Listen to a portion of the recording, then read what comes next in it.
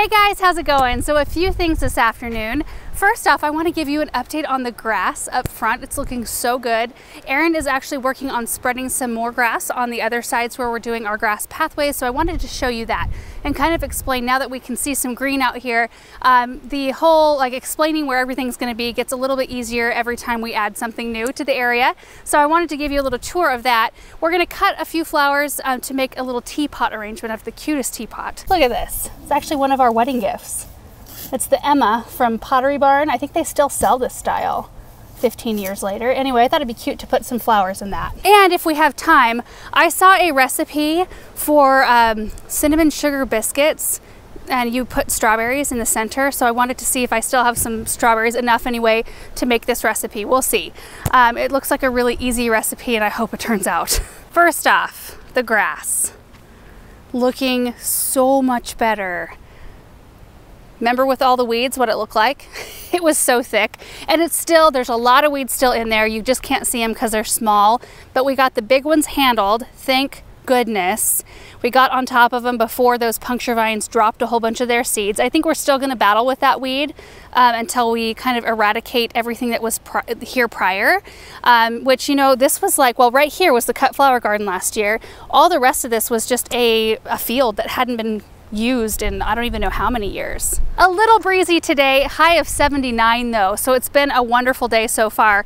It makes everything look better, like the green of the grass and everything just looks better when it's cooler out. And then you see the line here, there's the driveway here, which is actually not done. Chad has got it almost done except for the top layer of gravel, and we were waiting on that, and I'm so glad we did, because, you know, Benny had to come in and do a bunch of trenching to get the sprinklers in, which is where all of the pink flags are.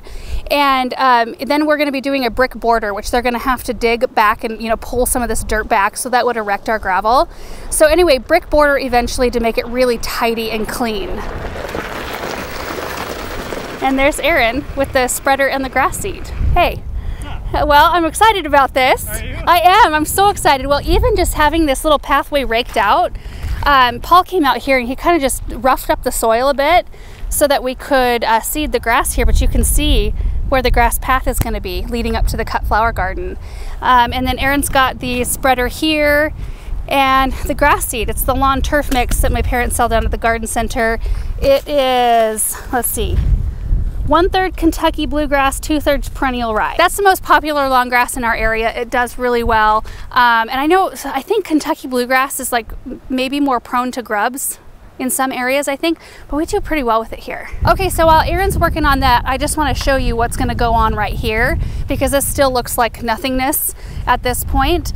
So there's a sprinkler here. That's the indicator or the edge of the flower bed that we're going to be doing. So there's going to be a 3-foot flower bed. See where the white flags are? That's indicating our brick pathway.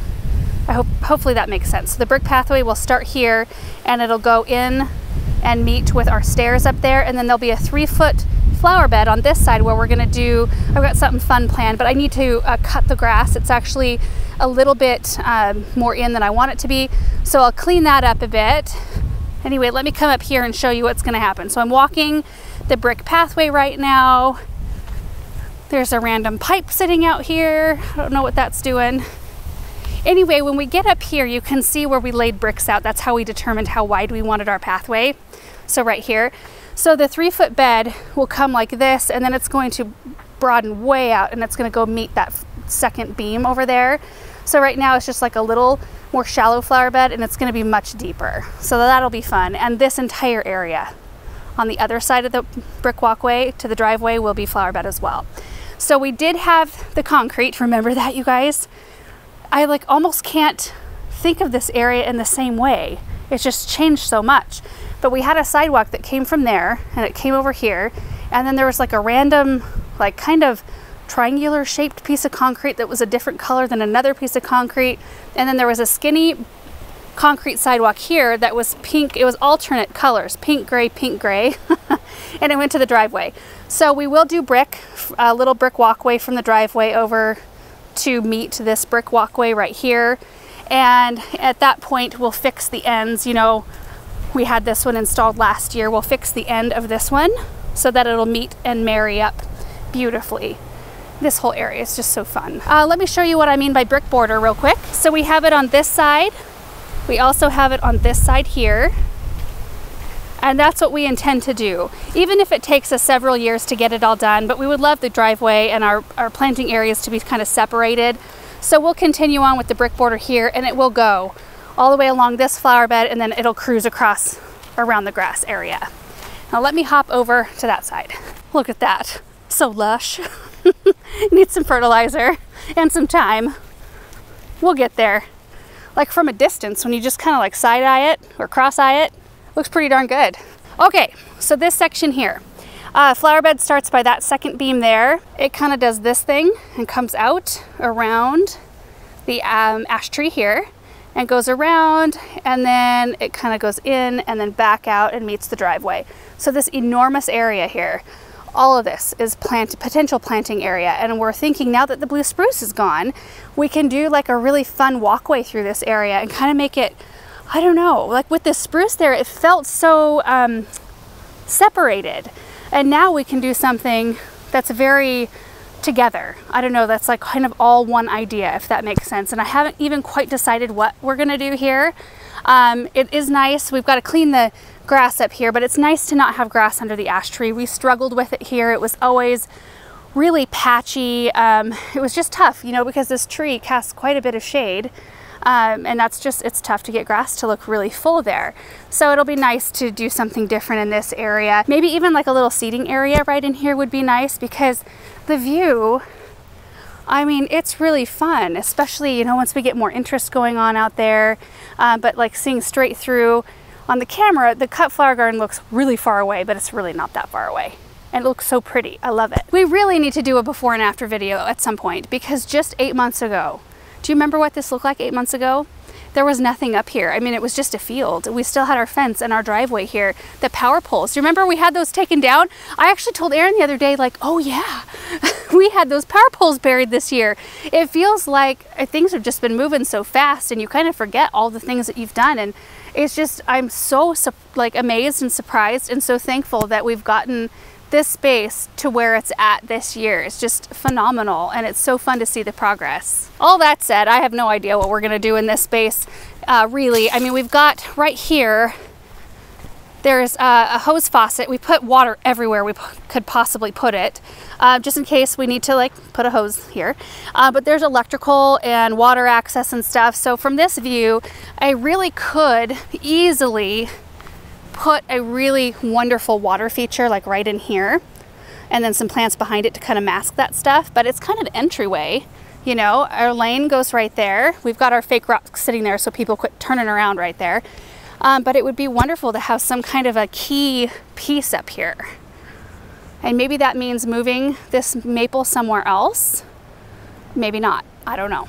Let's head over here. I want to see how it's going for Aaron. Are you hand seeding, Aaron? No. What? I don't know. Is like today the best day? Is it? Are you getting? Oh, I see it. I see grass seed everywhere. Any day is the best day. I guess there's no time like the present. But look at the soil. You think it's gonna blow your seeds all over? Nah. Once it waters in, it'll be fine. Sweet. I like your confidence. This isn't very efficient though, because I have to keep turning the thing off.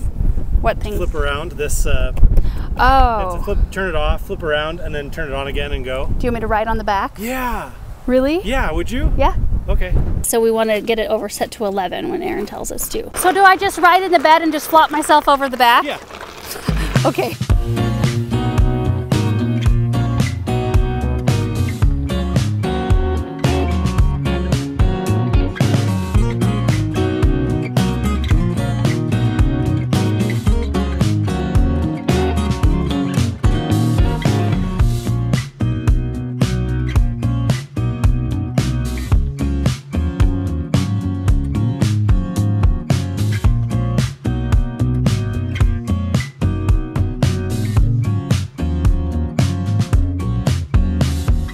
Did you put any new lawn starter fertilizer down? They don't make any. Oh, they don't? Spoma didn't make any this year. Really? Yeah. Oh, I didn't know that. They were too busy making their other stuff. Land and seed compost? Yeah, probably. Yeah. So no pre-treat to this ground. We just roughed it up. Not by we, I mean Paul. Yeah, I saw Paul had a rake out here because he was raking the mulch. And I said, hey, can you just run across it? And it seemed like it took him like 20 minutes. Yeah, he's fast, yeah. And it rakes up pretty easy too, yeah. just to rough it up. Yeah, rough it up, and then, you know, the grass seed has to make contact with the soil, and then you'll start irrigating tonight. Yep. Is that for good measure right there? Yeah. All right, well, if you have no further need for me, I'm gonna go pick some flowers and make some biscuits. Have fun. Okay, I need to go grab my teapot. I do have a bucket too. I think I'll cut the flowers and put them in the bucket and take them somewhere, maybe even the studio, somewhere where it's not windy. It's really hard to arrange flowers in the wind, but things are really starting to explode out here. Like the zinnias, for example, and the China asters, even though they were getting too much water, it doesn't even matter. Their blooms are gorgeous, and we peel all the leaves off anyway, so as long as they bloom, like who cares? Snapdragons are actually starting to put on new blooms, which is amazing. And we've just got a bunch of other stuff. There's bachelor's buttons over there and bells of Ireland. There's still larkspur that looks good, nicotiana. Of course, we've got sunflowers there. And we've got a bunch of dahlias. They're actually kind of all facing this direction. But quite a bit of color out here. Really happy with them. Yeah, that's a beautiful view right there.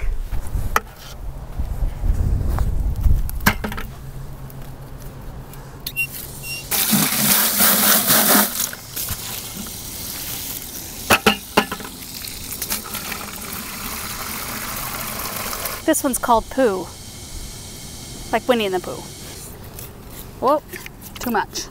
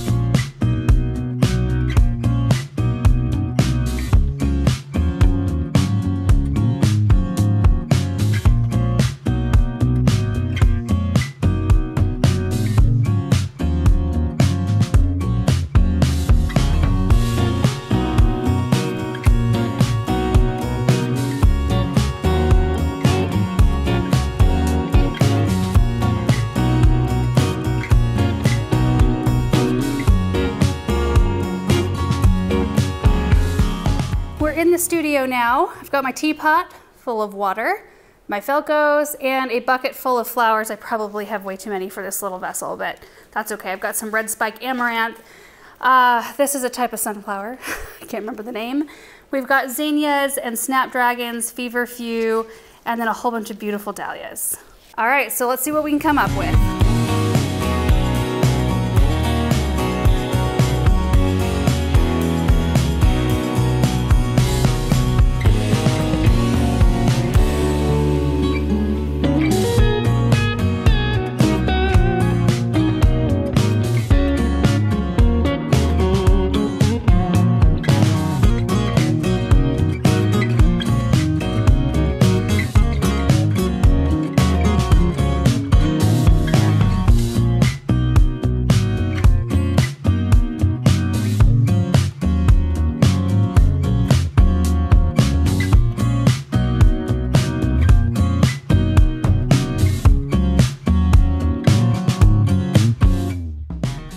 Here they are, two really sweet bouquets. I mean, super simple and quick to make and doesn't take all that much. The base of this arrangement is 3 stems of red spike amaranth. I love that, like how it kind of creates that movement through the arrangement, and then it comes out providing the really like deep kind of beautiful weight. And this is a gorgeous dahlia in the middle, kind of drawing all that color toward the center. This one was totally submerged in the water when I got it in here, poor thing. Hopefully it's okay. 3 sunflowers in there, some zinnias, snapdragons, just really pretty. And I did tuck some things in the back, even though you really aren't going to be able to see it from where I'm displaying it, but you can see some pretty color back there. And then I had enough left over to use one of my seed saving jars, which I'm still working on saving seeds out here, you guys. Still working on it. I'll probably be working on it all through the next few months. But anyway, this sweet little leftovers, whatever didn't fit in there went in this jar. So we're going to take these inside and start making our biscuits. The first one here I decided to put in Samantha's nursery. I thought it would bring some nice color in here. Late summer color. I love it. Alright guys, so we're in the kitchen.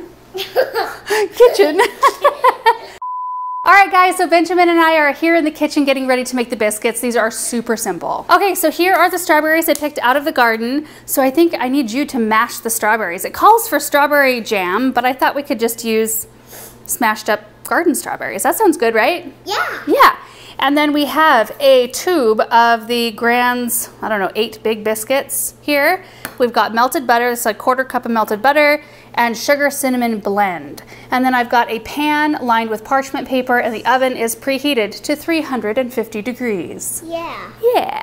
So basically all we need to do is take the biscuits out of the tube, and then we dip them in butter, dip them in cinnamon sugar, put them on the pan, make a little dip with a spoon, and fill that dip full of strawberries and bake them at 350 for I think 13 to 16 minutes is what the can says. We'll see how this goes. So watch, you go like this and go smash, smash, smash. Okay. Smash all of them, Benjamin. Oh yeah, that is great. Smash. Smash.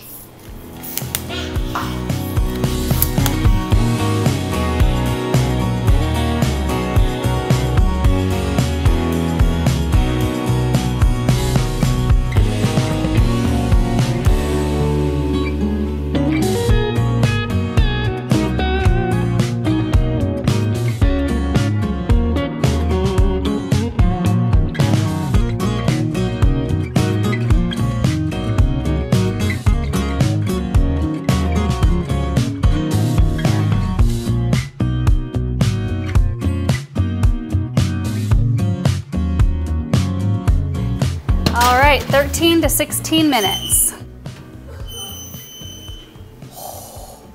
Don't those look good? I actually had to kick the oven up to 375 and bake them for an additional 5 minutes, but that could just be my oven. Okay, so now we're gonna let them cool for 15 minutes because the filling gets really hot, and then we'll give them a shot. You guys, they turned out so pretty. Look at this, and I think they baked up beautifully. Look at that. And the strawberries, they ran over the sides a bit on a few of them, but not too much. So now I'm gonna try one. Yum. Yeah, it totally wasn't necessary to use jam. I mean, you totally could use strawberry jam or raspberry jam or whatever, and that's kind of the beauty and what makes them so easy. But just mashing up some garden fresh produce and putting it in the center, or garden fresh berries rather, because there's so much cinnamon and sugar on the outside anyway, I don't think the additional sugar in a jam really matters too much, and I don't think it affected the way they cooked either. And I'm a huge biscuit fan. Aaron's not. Aaron doesn't like any flaky pastry, which he's totally missing out. So these will be Benjamin and my dessert tonight and breakfast tomorrow morning, and probably we'll have another one for dessert tomorrow night and breakfast the following morning. It's perfect. I lost his interest though. He has a couple friends in the garden right now. They're all playing. So anyway, that's why I'm taste testing by myself and not with Benjamin. But he always gets so into the whole cooking process. I just love it. It's kind of funny. We were at my parents' house the other day, like the whole family, and he's got 2 cousins, one of which is 4 or 5 years older than him and one that's 8 months older than him. And they were all off playing and everything, and there's Benjamin on a chair helping my mom cook dinner. He gets into the process, and I just love it. It's fun to watch. And that is gonna be it for today's video. Kind of a fun random assortment of things today. And I think this evening, I'm just gonna enjoy being outside. I'm gonna go get Samantha. I think I can hear her. I think Aaron's got her up from her nap. But it's a cool enough temperature where we can just all hang out. It's not as breezy as it was earlier, and I think I could even enjoy a hot cup of coffee outside, which I was waiting for those days. When it's so hot outside, I can't do that. I have to have iced drinks all day long. So anyway, thank you guys so much for watching today's video. I hope you enjoyed it, and we will see you in the next one. Bye.